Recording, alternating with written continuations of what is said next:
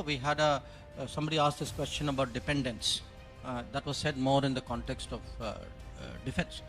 But if you look today at what are the big imports of India, the big imports of India are oil and gas, electronics, and fertilizers. These are actually like right up there. The problem with fertilizers is a lot of them, a big part of the fertilizer industry is directly linked to gas.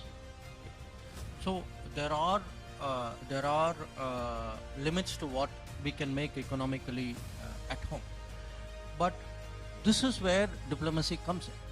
That it is today.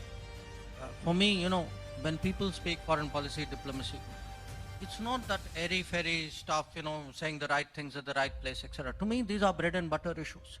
If I, at the end of my day, say today I have made sure that an Indian consumer is paying less for the petrol at the petrol pump, an Indian farmer is assured of fertilizers at the right time, an Indian household is getting its food and cooking oil at the right price.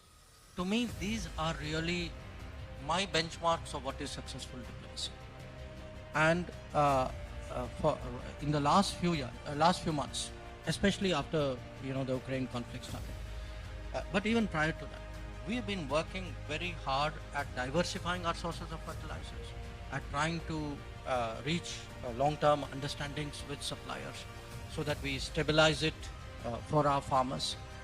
We've had a reasonable measure of success out there. I mean, there's still work to be done, but it is something very important because I do see a period where I'm absolutely convinced that this country will emerge actually as a serious agricultural exporter. You raise fertilizers. I actually put to you something very different.